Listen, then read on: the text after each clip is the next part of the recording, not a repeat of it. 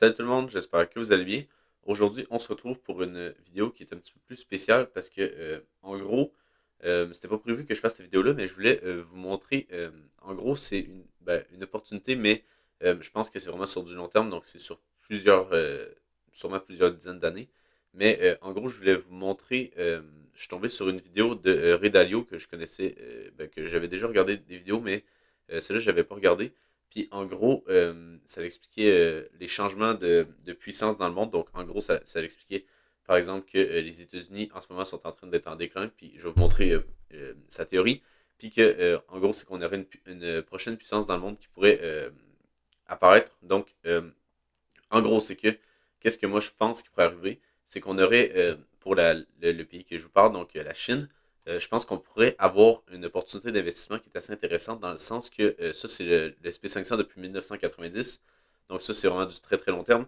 Mais en gros, je pense qu'on pourrait avoir quelque chose dans ce style-là pour la Chine pour les prochaines dizaines d'années. Donc, je vais vous montrer premièrement sa théorie. Donc, en gros, je voulais juste vous montrer la vidéo que j'ai regardée.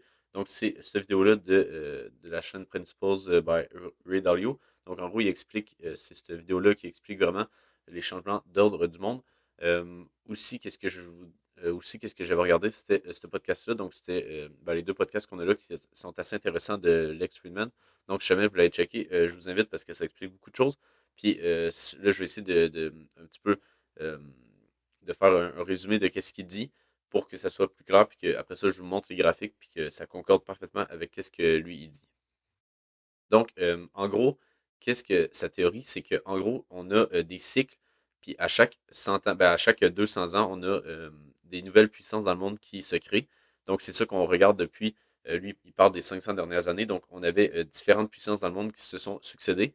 Donc, on a eu les Hollandais, je crois. Après ça, on a eu la Grande-Bretagne, ça, je suis sûr.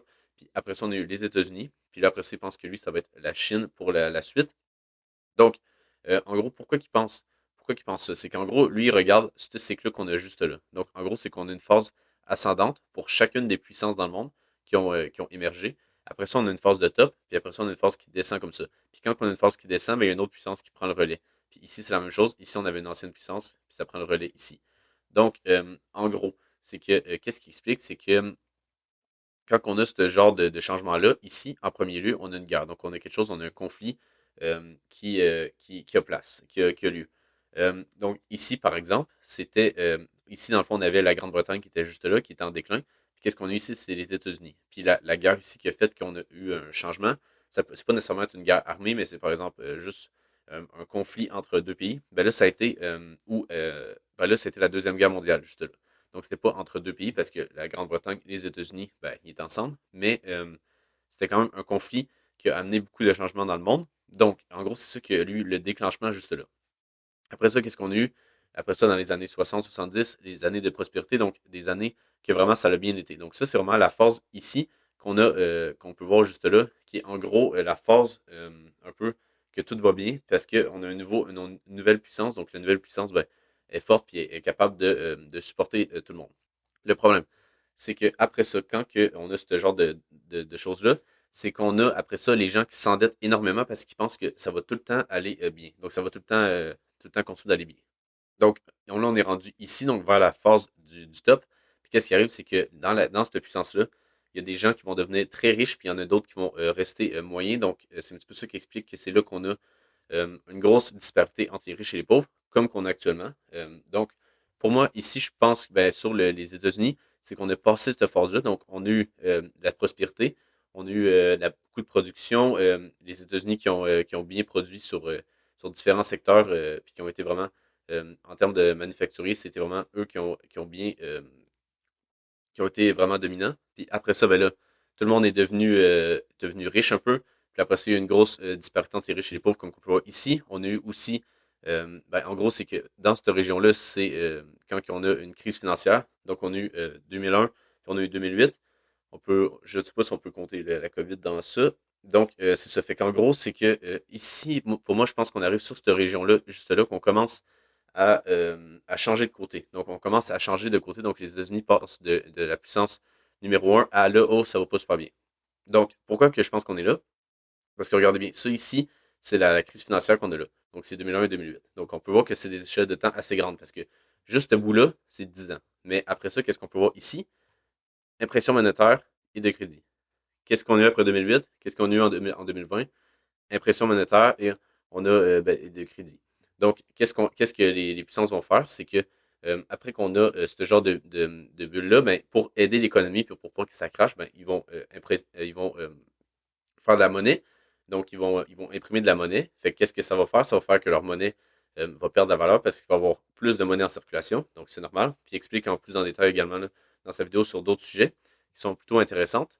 Puis, ouais, c'est ça. Fait que, on peut voir également qu'est-ce qui est intéressant puis qui est arrivé à chaque fois, c'est que dans cette région-là, on a, c'est sûr que là, le traité ne correspond pas nécessairement avec les dates, mais ça reste que on a ça ici qui est que à partir de le 15 août 1971, donc juste là, on ne peut pas aux États-Unis convertir un dollar américain avec de l'or. Donc ça, a été parce que les États-Unis, ça veut dire qu'ils ne peuvent pas garder assez, ils ont pas assez d'or pour convertir avec leur dollar. Donc, qu'est-ce que ça veut dire? Ça veut dire que, mettons, que tu as un dollar en or puis que tu as 2 dollars en circulation, ça veut dire qu'il y en a un qui vaut rien, parce qu'il y en a un qui est juste basé sur absolument rien. Juste basé sur la confiance des gens.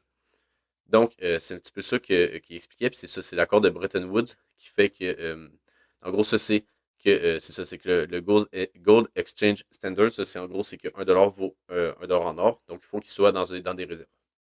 Mais là, vu qu'on l'a pas, ben, ça montre que si on revient ici sur ce diagramme-là, c'est que là, ils peuvent imprimer comme de l'argent comme qu'ils veulent. Donc, au début, ils l'ont pas fait parce que les années 70, c'était les années de prospérité, mais là, on est rendu dans ces niveaux-là, puis là, hop, là, ça commence à moins bien aller.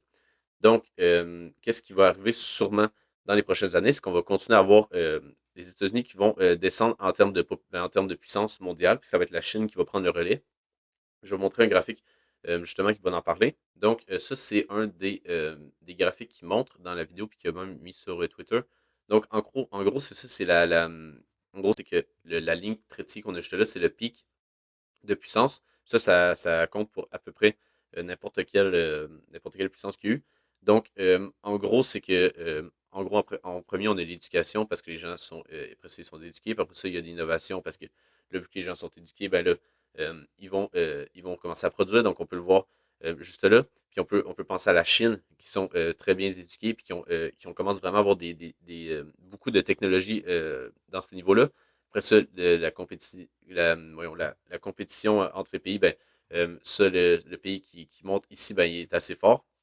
Après ça, bon, on a toutes les autres choses qui déroulent par la suite, donc militaire et tout. Là. Puis on peut voir également que l'éducation a son pic bien avant le pic de la puissance. Donc, c'est un graphique qui est très intéressant. Puis qu'est-ce qu'après ça, on peut voir, c'est que juste là, ça, c'est la Chine en ce moment. Donc, c'est assez intéressant. Puis que oui, on a quelque chose de différent parce qu'on a par exemple le militaire en avant, mais on a quand même l'éducation ici qui a quand même bien monté. Puis on peut voir ici innovation qui est quand même bien montée également juste là. Donc on peut voir que tout est en train de monter. Dans le fond, ça, c'est la puissance de la Chine. Donc, qu'est-ce que ça montre? C'est qu'en ce moment, la puissance de la Chine monte. Donc, ça veut dire que on a les États-Unis après ça qui redescendent. Donc, c'est normal. Ça veut dire qu'on est bien dans ce niveau-là. Fait que là, qu'est-ce qui va arriver, c'est que ici, on devrait avoir un événement entre la Chine et les États-Unis qui va se produire. Je ne sais pas c'est quand, mais c'est sûr qu'on va voir quelque chose parce qu'en gros, on arrive vers la fin du cycle. On peut également voir, ça en gros, c'est pour regarder l'économie de la Chine par rapport aux États-Unis. C'est qu'en gros, ça, c'est le PIB par habitant. Donc, on peut voir qu'en 1990, on était à 981,42, tandis que là, en ce moment, on est à 21 476. Donc, si on prend juste une calculatrice rapidement, puis on fait 21 500 environ, divisé par, c'était quoi? C'était à peu près 1000, ouais, mettons divisé par 1000, ça nous fait un ratio de 21,5, ouais, c'est ça. Ça nous fait un ratio de 21,5, tandis que si on regarde les États-Unis, à partir de 1990, on était à 23 000, donc à peu près 24 000. Puis là, on est à 76 000. Donc, ça nous fait à peu près, si on fait 76 000, divisé par, c'était quoi ici? C'était 25 000 à peu près. Mettons qu'on fait 25 000 puis 75 000, ça nous fait un ratio de 3. Donc, le PIB par habitant aux États-Unis a augmenté de x3, tandis que pendant la même période, la Chine a augmenté c'était quoi? C'était de 21 fois. Donc, qu'est-ce que ça nous montre? Ça nous montre que, en gros, la richesse des habitants augmente beaucoup plus rapidement en Chine qu'aux États-Unis. Donc, on arrive que sur la Chine, on est sur ces niveaux-là. Puis également, on peut le voir juste là avec ce graphique-là. Donc, on est plutôt ici pour la Chine, puis on est plutôt là pour les États-Unis. Donc, on a eu Grande-Bretagne, États-Unis, puis logiquement, on aurait la Chine. Donc, après ça, on va aller voir sur les graphiques, qu'est-ce que ça ressemble, les graphiques des index chinois et des index américains avant que les Américains deviennent une puissance mondiale qui est après la Seconde Guerre mondiale.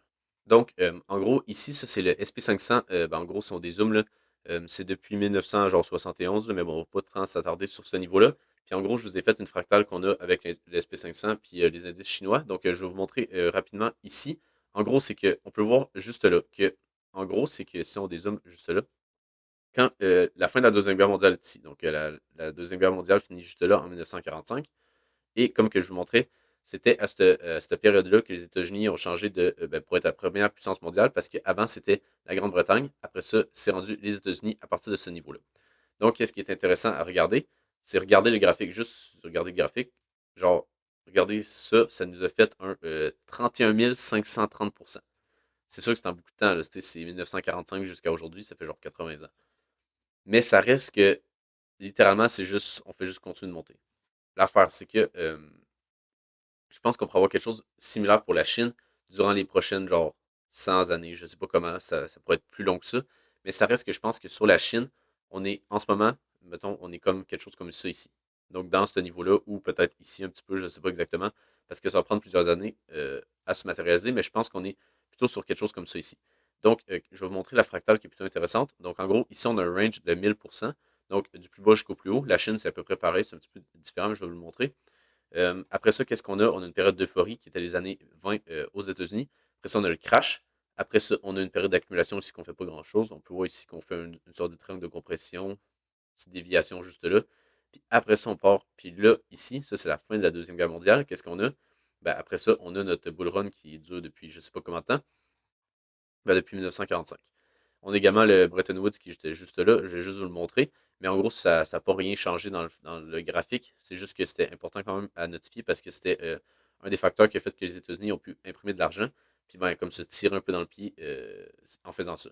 Maintenant, qu'est-ce que je vous montre là? C'est le SSE Composite Index. Donc, en gros, je connaissais pas trop les indices chinois, mais j'ai trouvé que c'est lui que les gens utilisent le plus pour représenter la performance, en gros, à la bourse de Shanghai. Donc, j'ai trouvé que c'était intéressant de vous montrer lui. Il y en a d'autres aussi que je vais vous montrer juste après, mais ça ressemble pas mal à ce graphique-là. Mais en gros, qu'est-ce qu'on peut voir ici, c'est que là, on a un range de 1700%. Si on prend du plus bas, on est genre sur 6000 quelques pourcents. Mais si on prend juste, par exemple, le plus bas ici, puis le plus haut juste là, on a à peu près 1000%. Donc, c'est à peu près la même chose que sur le SP500 durant les années 30. Donc, on a une sorte de range entre ces deux niveaux-là. Après ça, qu'est-ce qui est intéressant? C'est que comme sur l'SP500, on a notre période d'euphorie juste là qui correspond à 2008, donc juste avant 2008. Après ça, ici, crise financière de 2008, on a notre période de dépression, de crash juste là. On revient parfaitement sur notre zone de demande juste là, donc c'est assez clean comme price action en monthly. Après ça, qu'est-ce qu'on nous fait sur depuis 2008? Une consolidation. Puis on a bien vu que si on regarde par exemple le graphique du SP500, regardez le graphique du SP500, regardez le graphique de la Chine, on est vraiment plat comparé au SP500. Mais qu'est-ce que je vous ai montré? C'est que le PIB de la Chine a vraiment augmenté. C'est sûr que je ne suis pas un pro là-dedans, mais juste en regardant ça, je me dis, OK, les habitants sont plus riches, ils ont eu beaucoup plus de richesses qui sont arrivées aux habitants de la Chine qu'aux États-Unis. Ça veut dire que l'économie, logiquement, de la Chine est beaucoup meilleure. Puis même, ils ont dépassé les États-Unis en termes de PIB, je pense, total là, de tout le pays. Puis ils ont également beaucoup d'habitants. Donc, je dis pas que c'est. Ouais, c'est ça. Fait que je disais que, en gros, c'est ça. C'est que l'SP500 a beaucoup monté, tandis que la Chine n'a pas encore monté. Donc, pour moi, je sais pas, peut-être que je ne m'y connais pas assez, mais pour moi, ça veut juste dire qu'on est sur quelque chose qui est vraiment sous-évalué. Donc, c'est sûr que là, je vous parle, c'est ça, pour les prochaines années. Mais je pense qu'ici, sur la Chine, on a quelque chose d'intéressant. Donc, c'est ça. Ça, c'est le SSE Composite Index. On également en a un autre juste là qui ressemble pas mal. On en a un juste ici également. Puis on a le SN, le China A50, que ça, en gros, je pense que c'est les 50 plus grosses entreprises qui sont bien cotées, donc ils font logiquement des profits. Puis on peut voir juste là que c'est plutôt en hausse juste là, donc on en a plusieurs des index sur la Chine. Aussi, qu'est-ce que je voulais vous montrer? C'est que le problème, c'est qu'en ce moment, dans la mentalité de tout le monde, c'est que vu que le SP500, il monte depuis toutes ces années-là, donc depuis 1945, on a vraiment un bull run qui est incroyable. Le problème, c'est que tout le monde se dit, bon, ben, vu que ça monte depuis toujours, ça va continuer de monter. Ça se peut. Je veux dire, on est sur des niveaux plus hauts. Mais si on regarde, par exemple, ça, c'est l'indice des 100 plus grosses entreprises en Grande-Bretagne. Comme que je vous rappelle, la Grande-Bretagne, en gros, c'est que c'est le pays qui s'est fait dépasser par les États-Unis. Donc oui, on a eu quand même un beau bull run ici, mais ça reste que depuis 2000, on a littéralement rien fait. On est juste resté dans ce range-là. Donc c'est assez intéressant de voir que le pays qui domine en termes de puissance, c'est souvent lui qui va avoir les meilleures performances en termes de graphique, donc en fond d'investissement, parce que c'est ça qui nous intéresse dans cette vidéo-là. Donc c'est pour ça que je vous dis, en gros, c'est qu'on a un petit peu la même chose sur la Chine ici, avec la même fractale, puis c'est drôle parce que, en gros, c'est que même si on n'est pas sur les mêmes événements ici, ça reste que le graphique est quasiment pareil. Ça reste qu'on a une période d'euphorie, qu'on est juste en up only. Après ça, down only, donc on fait juste descendre. Après ça, petite consolidation. Puis, ben, c'est ça. Fait qu'après ça, si jamais la Chine réussit à être la puissance mondiale numéro un, ben, on est sûrement sur un graphique long terme. On est sûrement sur quelque chose comme ça ici pour la Chine, comme que l'SP500 nous a fait. Ça reste qu'on a encore beaucoup de temps pour voir si ça va arriver. Mais pour moi, ici, si on vient faire un niveau plus haut, donc au-dessus des 6000 points sur le SSE Composite Index, théoriquement, ça devrait être comme qu'on a fait sur le SP500 quand on était juste là. Donc, en gros, on a fait des niveaux plus hauts quelques années après. Donc, on est venu faire des niveaux plus hauts en 1955 quand que les États-Unis sont passés numéro 1 puissance mondiale en 1945, donc 10 ans plus tard. Donc, ça peut prendre encore énormément de temps, mais ça reste qu'on est venu faire un niveau plus haut. Donc, si jamais on vient faire un niveau plus haut sur l'indice de la Chine, pour moi, ça veut dire que c'est vraiment confirmé qu'on est sur un graphique qui va être comme ça sur l'SP500, ben, sur l'indice chinois. On peut également voir la Grande-Bretagne, qui était l'ancienne puissance avant les États-Unis. Le graphique, en gros, ça c'est la, la, la monnaie de la Grande-Bretagne, donc la livre, comparativement au dollar américain. Donc on peut voir que depuis 1971, donc ça c'est 30 ans après que les États-Unis soient devenus première puissance mondiale, mais en gros, on peut voir la trajectoire, hein, c'est juste ça descend. Donc en gros, c'est qu'est-ce que les investisseurs font? Ils passent de la Grande-Bretagne aux États-Unis. Parce qu'on peut voir ici que, en gros, quand ça descend, ça veut dire que le dollar américain il gagne de la puissance. On a un autre graphique qui est plutôt intéressant. Ça, c'est le DXY depuis 1967. Donc, le DXY, c'est la force du dollar américain par rapport à toutes les autres monnaies dans le monde. Donc, s'il y a beaucoup d'euros là-dedans, là, c'est en gros, c'est un pourcentage pour chaque monnaie. Et qu'est-ce qu'on peut voir, c'est que à long terme, on est plutôt sur une tendance qui est baissière, on fait toujours des bas toujours plus bas. Donc, ça veut dire que ici, théoriquement, sur le DXY, on serait peut-être sur un top juste là, puis qu'on recommencerait à descendre sur le DXY. Donc, ben, on peut voir juste là, on a fait un top juste ici. Logiquement, ici, ça devrait être un autre top. On ne devrait pas venir faire un niveau plus haut par rapport à ce top-là. Ça reste à voir, mais je pense que c'est ça qui va arriver sur le DXY. Puis, en gros, c'est que logiquement, si les États-Unis perdent comme première puissance mondiale, dans les prochaines années, on devrait venir chercher des niveaux plus bas sur le DXY. Je parle de très long terme, mais c'est ça que je pense qui pourrait arriver sur le DXY. On peut également voir, ça c'est le graphique en gros de la monnaie, ben, le yuan, qui en gros c'est la monnaie de la Chine, comparativement au dollar. Donc quand que ça descend ici, ça veut dire que en gros le dollar américain gagne de la puissance comparativement au dollar chinois. Donc qu'est-ce qu'on peut voir, c'est que encore une fois ici, on est sur une période de consolidation entre ces deux niveaux-là. Mais long terme, ça semble un graphique qui est plutôt bien dans le sens qu'on a fait une première impulsion. Après ça, si on vient corriger, on peut voir on fait un genre de gros bull flag. Donc en gros, notre bande haute et notre bande basse. Donc ça, c'est en monthly, donc ça va prendre, comme je vous dis, beaucoup de temps. Mais ça reste que ici, ça semble plutôt bullish sur le yen, le yen chinois. Donc, je pense qu'ici, on a quelque chose également à faire sur le yen chinois. Puis, en gros, c'est que toutes les indications me montrent que la Chine, en ce moment, dans les prochaines années, va être sous-cotée. Ça veut dire que les investisseurs ne vont pas vraiment aller là-dedans, puis ils vont aller plutôt dans le dollar américain vers les États-Unis. Tandis que pour moi, on est plutôt sur la fin pour les États-Unis. Donc, si on revient sur notre diagramme, je pense qu'ici, on est plutôt sur ce niveau-là.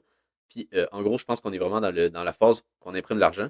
Fait que ça fait que, oui, le stock market, donc le SP500, va beaucoup monter parce qu'il y a beaucoup d'argent dans le système. Mais demander cet argent-là va plus rien valoir. C'est juste, je pense que vraiment, c'est juste une question de temps. Puis, il explique vraiment bien dans cette vidéo. Donc, si jamais vous voulez aller voir cette vidéo-là, c'est vraiment intéressant.